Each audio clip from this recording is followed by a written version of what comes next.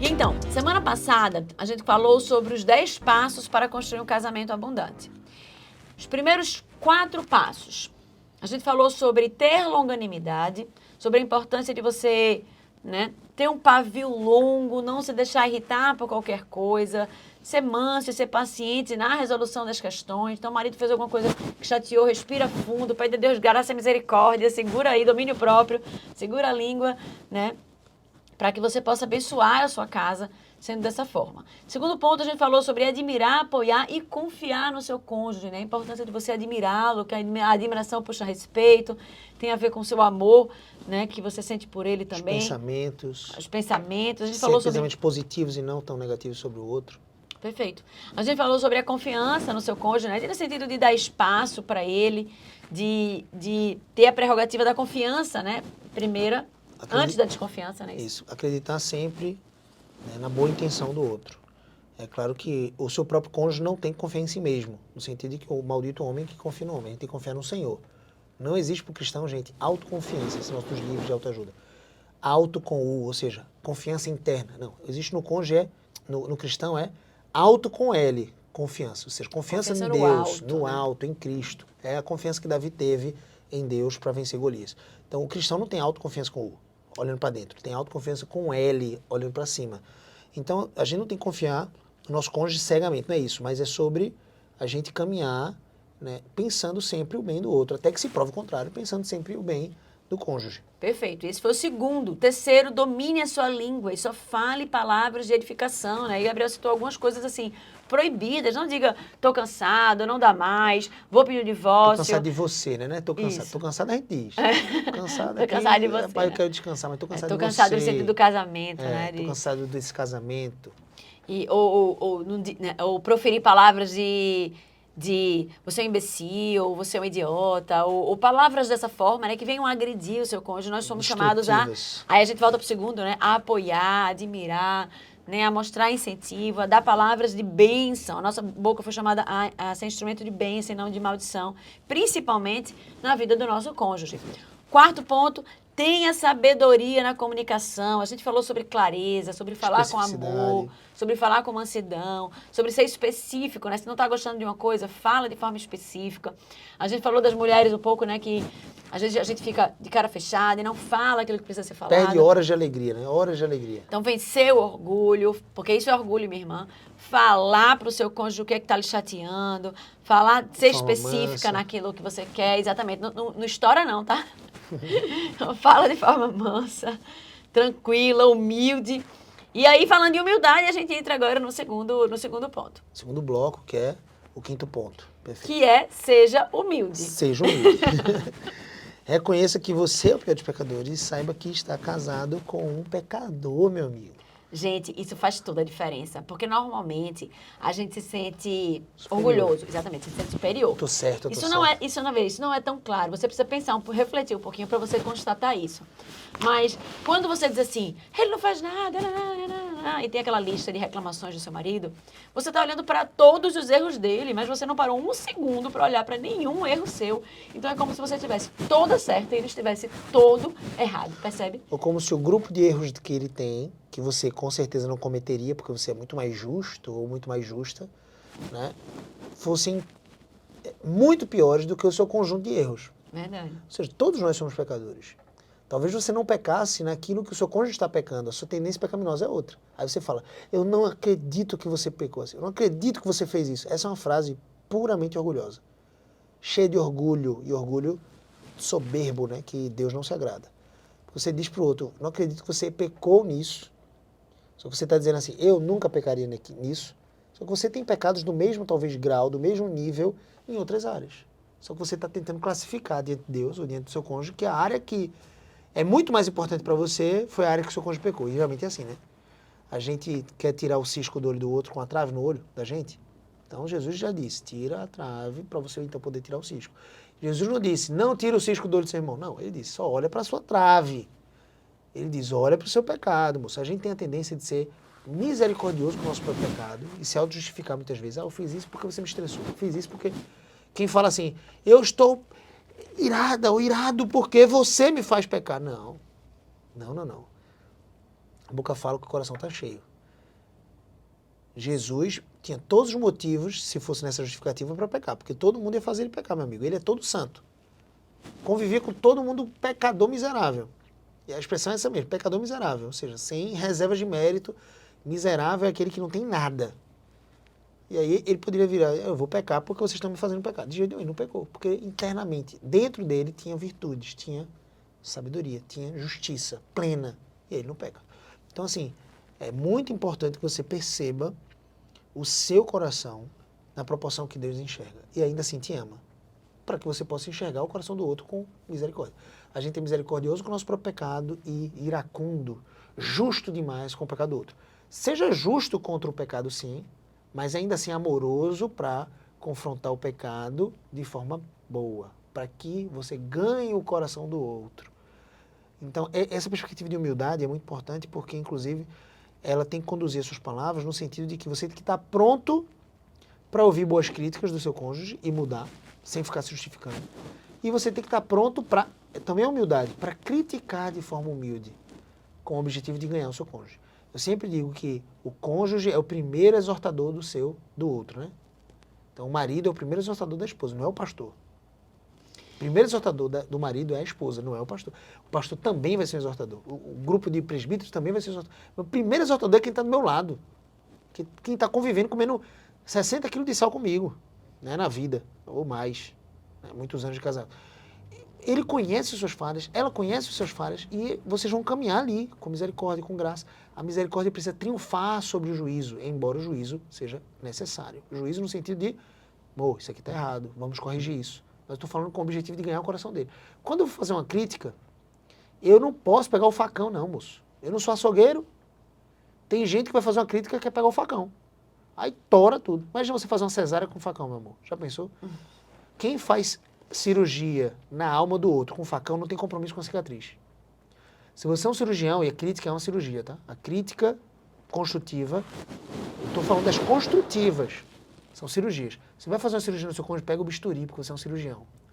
E quanto mais habilidoso você for, melhor vai ser a sua cirurgia. Mais rápido vai ser a cicatrização daquela cirurgia. A cicatriz vai ficar bonitinha. Então, esse é o compromisso que você tem que ter, é o seu cônjuge. E se é seu cônjuge, é seu corpo. Não é assim? Somos a sua carne? Uma das coisas que me ajudou muito a entendendo isso, né? Entendendo a questão do orgulho no meu coração, entendendo como o orgulho ele se põe na nossa vida, no nosso relacionamento, foi em relação às discussões. Porque quando a gente está numa discussão, a gente sempre se acha certo. E aí a gente sempre consegue olhar para a nossa causa e defendê-la com unhas e dentes. E olhar para o outro e dizer, você está errado nisso, nisso e nisso. Aí a gente enche a boca para dizer. Então, numa discussão, eu tinha muita dificuldade de enxergar o meu próprio erro, né? Olhava para Gabriel e via que ele estava todo errado e que a culpa era toda dele. Geralmente ela estava certa, mas... E eu não conseguia enxergar em mim os meus erros.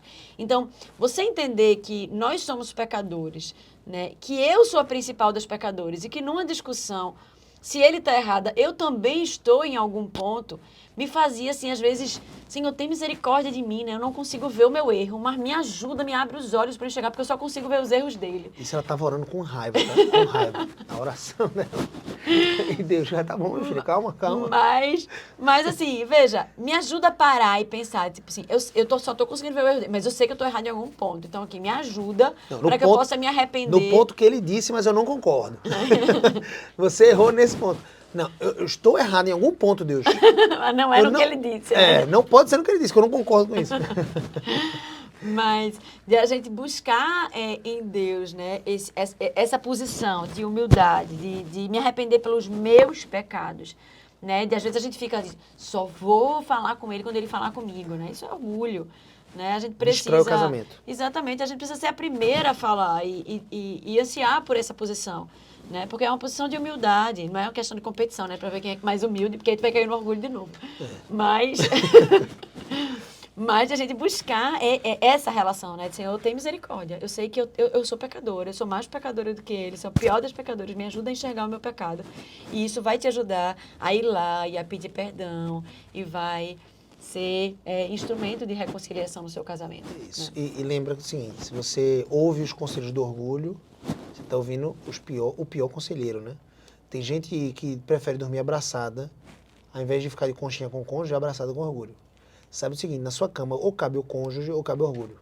Não cabe os dois. Você vai dormir agarrado com quem? E falando nisso, a gente vai para o 6º ponto, que Tá é bem relacionado, né? perdoar 70 vezes 7. Você lembra que Jesus falou isso para Pedro? Pedro disse assim, com toda justiça, Deus, tenta perdoar os pecados dos outros até quanto? Até 7 vezes? Ou seja, Pedro está dizendo assim, eu sou virtuoso, eu vou perdoar até 7 vezes. É isso mesmo?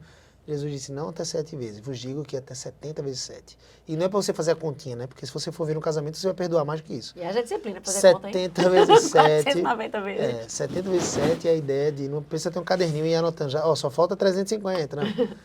70 vezes 7 é a ideia de completude, né? 7 tem uma ideia de perfeição na Bíblia, então 70 vezes 7 é completo, um perfeito perdão.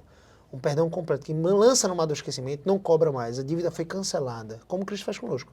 O modelo de perdão que nós precisamos emanar, transbordar com o nosso cônjuge é o modelo de perdão bíblico. Agora, claro, que o perdão, para haver reconciliação, precisa ser acompanhado de arrependimento. Cuidado com isso.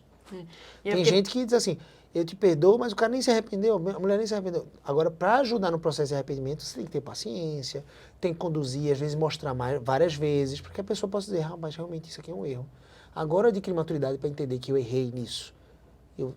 Enquanto isso, você está perdoando no âmbito de continuar orando para que ele se arrependa, para que ele ou ela se arrependa daquilo. Mas para haver reconciliação, especialmente num caso específico de traição, pessoal, consistente. Não, eu vou perdoar e vou continuar aqui com meu marido. E o marido não se arrependeu, não tem mudança de vida, continua traindo. Isso não é perdão. O perdão é acompanhado de arrependimento. Qual é o critério necessário para que você... Arrependimento acompanhado de mudança de vida, isso. tá? Qual é o critério? Isso não quer dizer que ele nunca... Eu citei o exemplo do adultério, mas assim, vamos pegar outros exemplos menos cruéis, no sentido de abrir porta para divórcio. O adultério abre porta para divórcio, o direito de divórcio, é o critério bíblico. Mas todos os outros pecados, todos os outros, não abrem porta para divórcio. E o seu marido, sua esposa, vai errar algumas vezes no mesmo pecado. Aí você vai virar para ele e vai dizer assim, não, já te perdoei uma vez, não vou te perdoar mais não.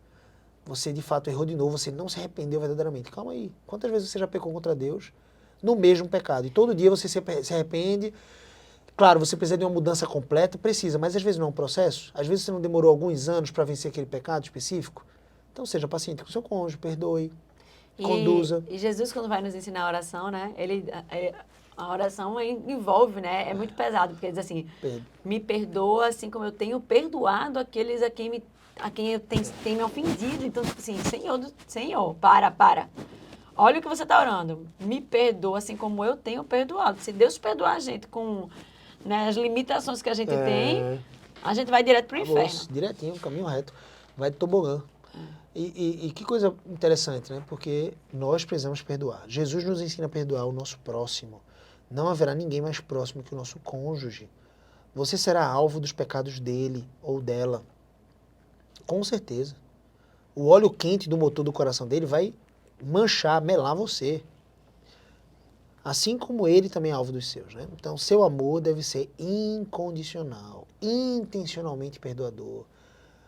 E esse perdão é interessante porque Deus quantas vezes faz isso, né? Nós pecamos, ligeiramente não nos arrependemos naquele primeiro momento, foi o que aconteceu com Davi, e Deus vai até nós para oferecer perdão. Claro que existe o condicional, se arrependa. Mas eu estou aqui, querendo restabelecer. Eu estou aqui restaurar.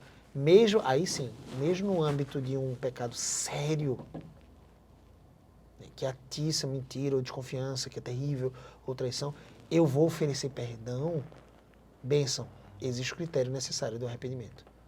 Então, a gente sabe que até nisso Deus é operador, né, nesse sentido. Então, ore, acompanhe o seu perdão, ou sua intenção de perdoar com oração pelo seu cônjuge, para que ele se arrependa. E arrependimento é uma graça. 7º passo. Seja interessado e cuidadoso com o seu cônjuge. O zelo que protege, guarda e se interessa pelo bem do outro. Então, ser interessado é literalmente Eu tenho um total, completo interesse pelas coisas do nosso cônjuge, do meu cônjuge. A gente assistia uma série, né, que mostrava um pouco da realeza britânica. E aí, em certa medida, né, o casamento é retratado nessa série, e eu não duvido que tenha sido verdade alguns relatos ali, porque é fruto de muitas biografias da realeza britânica ali, da Rainha Elizabeth, etc. E a Rainha Elizabeth, naquele contexto ali, ela estava se distanciando do seu marido. Teve alguns episódios mostrando um pouco esse distanciamento, porque as preferências deles, já idosos, caminhavam para caminhos totalmente diferentes. E veja, é muito importante. Claro que eu gosto muito mais de futebol do que a Andressa. A Andressa gosta muito mais de, talvez o que, amor? O que tu gosta muito e talvez eu não goste tanto? É porque acho que o que eu gosto, tu gosta. Geralmente, não, mas veja, a gente não começou assim. A gente gosta de leitura, a gente gosta de determinados tipos de filmes. O que eu quero trazer para o pessoal é, não começou o casamento assim.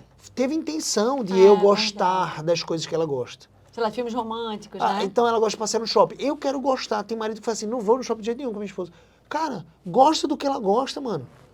E o gostar é fruto dos seus pensamentos, é fruto da sua sequência de ações a respeito daquilo. Então, facilita, compartilha. Amor, nisso aqui no shopping eu não gosto tanto, quando eu fico parado esperando de repente. Então eu vou ali para a livraria, então eu vou ficar tal lugar. Vamos tomar um sorvetinho aqui, eu vou te acompanhar nas lojas. Então, assim, vai tornando mais fácil o seu caminho. Tem marido que não gosta de dieta de jeito nenhum. Aí quer ter uma esposa com um corpo bonitinho. Ela quer fazer dieta e você não ajuda. Ou você é um monstro do pântano.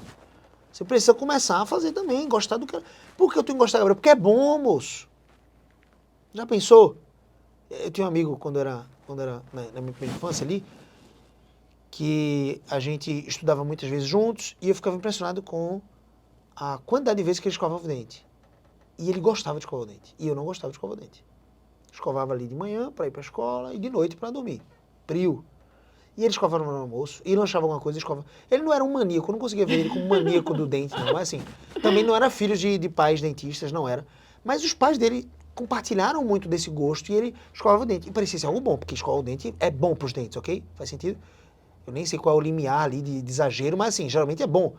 E ele gostava do que era bom. E eu fazia, caramba, eu preciso gostar também, porque é bom. Então, não gosto de salada, mas não é bom? Então vou começar a querer gostar. Mudar o meu paladar, meu apetite. Então gostar do que o seu cônjuge gosta, isso é se interessar. E não é de tudo, porque mais uma vez, a Andressa consegue sentar do meu lado para assistir um jogo. É raro, acontece uma vez na semana ali, especialmente quando é Champions League, eu tento assistir alguma coisa, começo a encontrar, e ela fica ali. Às vezes ela vai fazer outras coisas, tudo bem, mas eu gosto da presença dela. Então às vezes ela vem, mesmo não gostando tanto, ela fica do meu lado. Às vezes pega um livro, às vezes pega o celular e vai trabalhar alguma coisa, vai pegar o computador, mas está do meu lado, está ali comigo. E tem coisas que ela não precisa ir pro futebol comigo. Eu vou uma vez por semana pro futebol, ela não precisa ir comigo, mas ela tolera, ela entende que eu gosto disso. Então ela vai sair com os amigos, vai tomar um café, alguma coisa, tudo bem, isso é bom, é um espaço bom. Mas, na maioria das coisas, procure se interessar pelo que o seu cônjuge se interessa. E procure compartilhar com o seu cônjuge aquilo que você se interessa também, para que ele também comece a se esforçar nessa direção. Isso é bom para o casamento. E se interesse por ele, não só pelas coisas que ele gosta, por ele, por quem ele é, na essência. Nós somos seres apaixonados. Nós somos apaixonados por coisas, movimentos, aventuras, o que seja, hobbies. Você sempre vai ser apaixonado. Por alguma coisa na sua vida você vai ter paixão. E é bom que você tenha isso. Claro que não seja uma paixão pecaminosa, mas uma paixão boa. Paixão por fazer coisas, por pessoas. Aí você tem um netinho, então você está apaixonado ali pelo seu netinho. Cara, esse mesmo movimento de paixão você pode dirigir para o seu cônjuge a vida toda. Por isso que eu sempre digo, tem estudos que dizem que a paixão acaba. A paixão acaba nada, meu amigo. Acaba se você permitir que acabe. Sabe por quê? Porque você sempre vai ser apaixonado por alguma coisa. Já pensou aquela pessoa que agora está na vibe de bike? Aí compra bike e fica andando, pedalando 40 km. Aí daqui a pouco para o bike vai para o tênis. Aí para o tênis vai para o beach tênis. Aí para o beach tênis, passa alguns anos, vai para o crossfit. Entendeu? Você sempre vai ser apaixonado por alguma coisa. Então sua paixão precisa ser dirigida também em relação a Deus, sobretudo. Amar Deus acima de todas as coisas. Seu cônjuge, seus filhos, sua família. 8º ponto. Fale apenas a verdade. Esta deve estar sempre bem temperada com amor. Você é o Natan do seu cônjuge. Lembra de Natan? Aquele que precisou chegar para Davi, né, que estava em pecado, havia adulterado contra Batseba e havia colocado o marido dela na fronte de batalha para que pudesse ser morto, ou seja, ele era acusado de adultério e assassinato. Né? Não tinha se percebido, não tinha percebido o seu pecado, estava ali Duro, né? Cerviz dura. E aí precisou que Natan fosse lá e Deus contasse mandou. uma história para ele, Perfeito. né? E fosse um instrumento de Deus para conduzir Davi ao arrependimento. E às vezes a gente precisa ser o Natan do nosso cônjuge. A gente precisa amar o nosso cônjuge falando a verdade e exortando, mas sempre olhando para os pontos anteriores, né? Não me dando, dominando a língua, sendo humilde, Objetivo sendo de ganhar o manso, né? Continuando, admirando o cônjuge, né? Apesar do seu pecado, mas se colocando dessa forma. Perfeito. 9º passo. Não se põe o sol sobre a vossa ira. Não deixe a ira se tornar rancor. Indo dormir chateado ou magoado com o seu cônjuge. Façam as pazes rápido. Vocês entraram no carro, brigou. Tá chegando num grupo de casais, no discipulado, no aniversário. Cara, resolve no carro. Não vai se encontrar com as pessoas chateado, brigado um com o outro, não. Não vai disfarçar.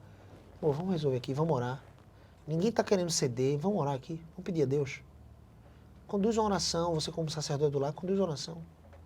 Gente, mais uma vez, a gente falou isso no primeiro episódio, esses 10 passos não esgotam o caminho para um casamento abundante.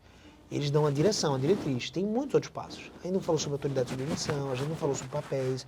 Tem muitas coisas. Por isso que o casamento abundante é um bom convite. 10 horas de conteúdo, tem muita coisa. A gente não falou tanto ainda sobre sexo e a gente vai falar rapidamente só o dinheiro do casal, ou relação com os sogros. Então tem muita coisa. Mas assim, é uma direção. E tudo pautado, baseado em imitar a Cristo, produzir o fruto do Espírito, viver em alegria diante do Senhor. Imitando a Cristo. Se você e o seu cônjuge imitarem a Jesus, buscarem imitar Jesus, vocês vão caminhar em alegria e felicidade para um casamento abundante. E o 10º passo?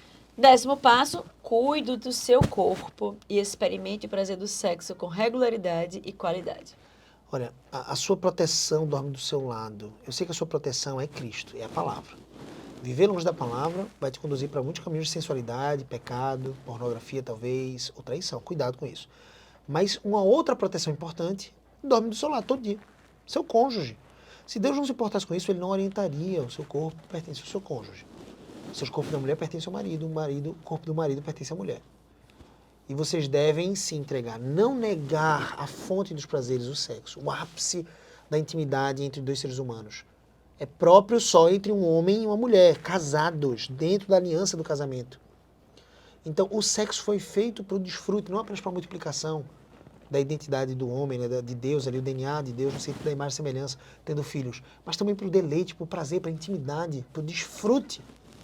Então, esse é o propósito em outros aspectos. É quando dois seres humanos se tornam uma só carne. Dentro do casamento, da aliança do casamento, você se torna uma só carne com o seu cônjuge. Por quê? Porque você faz sexo. Você não deve fazer sexo com mais ninguém. Você não tem esse tipo de intimidade humana com mais ninguém, só com o seu cônjuge. Então, desfrute. O sexo não pode ser um prêmio. Ele não pode ser negociado como um prêmio se você se comportar bem. Entende o que eu quero dizer? O sexo deve ser feito com regularidade e qualidade. E a qualidade de respeito a você compartilhar com o seu cônjuge, biblicamente falando, né, com licitude, com prudência, não com lascívia, malícia, mas licitude. Você compartilhar com o seu cônjuge aquilo que é gostoso, aquilo que é bom. Tem partes do corpo da mulher que foram feitas por prazer, só por prazer. Partes do corpo do homem foram feitas por prazer. Desfrutem mutuamente disso. Desfrutem sexualmente. Casais que fazem sexo com regularidade, com qualidade, eles têm um brilho diferente. Você vê o casal que tem uma seiva. Eles estão mergulhados na intimidade. Eles têm alegria. Eles não são promíscuos. Eles não compartilham a sua intimidade. Isso é uma falha grave de muitos casais aí no Instagramzinho compartilhando coisas sensuais. Não pode. É do casal. É privativo. É no quarto. É só entre eles e Deus, contemplando aquilo com alegria. Não acho que Deus fecha os olhos quando você vai fazer sexo com sua esposa, não, meu amigo. Ele está celebrando aquilo. Ele está celebrando porque você está fazendo com a sua esposa, com quem você deve. A palavra de Deus diz em Provérbios capítulo 5 que nós devemos nos embriagar com as delícias sexuais no casamento. Leia Provérbios capítulo 5. Deus fala pra gente não se embriagar com vinho, né? No qual a solução. Você não deve se embriagar com bebida alcoólica. Mas tem duas coisas que você deve se embriagar e Deus orienta isso. Se encha do Espírito Santo, e essa embriaguez não é perder os sentidos, mas é se encher. Ele diz em Efésios 4, não se embriaga com vinho, no qual a dissolução, mas enchei-vos do Espírito. A expressão é semelhante. A ideia de seja tão cheio ao ponto de transbordar do Espírito. Ao invés de se embriagar com vinho ou vícios, se embriague do Espírito. Se encha da palavra. E em Provérbios 5, se embriague com as delícias dos seios do corpo do seu cônjuge, da sua esposa, né, no caso. Então, essa é a ideia. E o princípio regulador disso é buscar a satisfação sexual primeiro do outro. Olha que altruísmo, olha que maravilha. Primeiro eu estou interessado em dar satisfação sexual para o meu marido. Primeiro eu estou interessado em dar satisfação sexual para minha esposa. E depois eu busco o meu. Depois a gente desfruta. Então o sexo não é dois egoístas buscando seu próprio prazer. É dois altruístas buscando o prazer do outro. E aí existe um ápice. Esse jorrar de Deus. Da bênção do Senhor. Né, dos orgasmos e da bênção de Deus, do prazer. Foi Ele que criou você. Foi Ele que criou o sexo. Foi Ele que criou pro casamento. Foi Ele que criou esse prenúncio das delícias. E eu não estou sensualizando o céu. Por favor, não é isso. E não me entenda mal. Mas das delícias que vamos experimentar, muito maiores na glória, que é incomparavelmente melhor.